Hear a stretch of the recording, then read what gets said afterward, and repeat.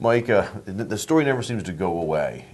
Joe Paterno, the Jerry Sandusky, now Sue Paterno. Go away! You know, I wish that the truth would finally come out. Maybe we need these court hearings to take place with Curley and Schultz for this to come out. But I think the latest findings with this report that the Paternos came out with, and Sue Paterno went on Katie Couric's show, I didn't get the impression that a whole lot changed. But I want to first ask you, anything new that you've read the report? Well, anything new that you read? I read it and wrote about it. A couple of things. Number one, I think, and I don't think we needed this report to quite tell us this, but I do think that the idea that there was this.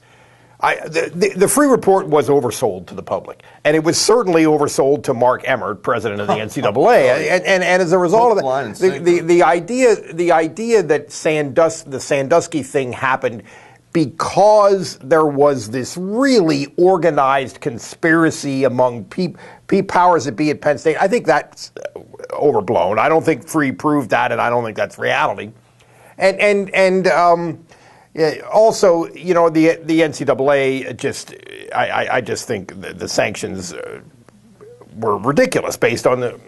So I will concede that, but the Paterno report was intended to clear Joe's name, and it failed to do that for the simple reason that it failed to. I still can't get past 1998, and I still can't get past this incident that was investigated by Penn State University and outside agencies where Jerry Sandusky showered with an 11-year-old boy.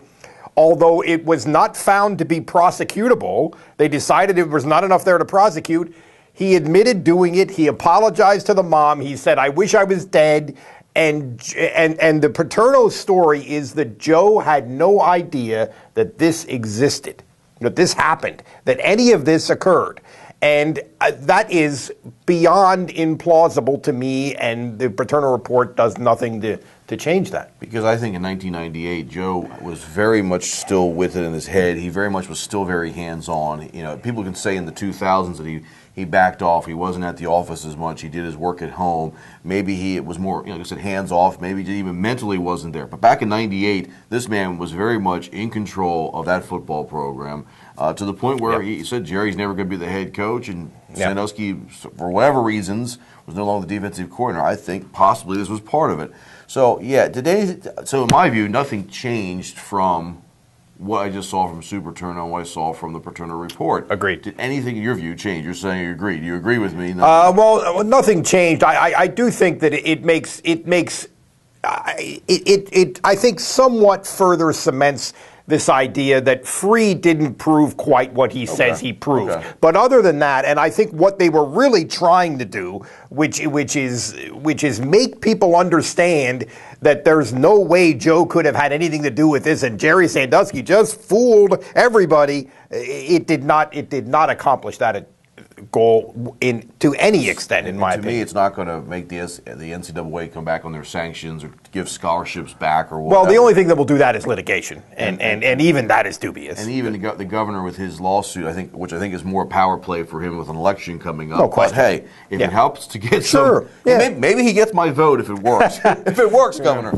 Now, but this thing seemed to be grasping at straws and more he said, she said, and the only thing that really bugged me with the whole Sue Paterno interview with Katie Couric on Monday was the fact that Sue said that no one knew Joe better than her, but then said Joe never mentioned this at all to her. And I thought, well, that didn't make me think that he didn't know it. It just made me think that he wasn't pressing hard enough. Because if I'm told to let it go, or you gave it off to your superiors, and nothing's getting done, if nothing else, I'm telling my wife about it. That's the closest person in my life.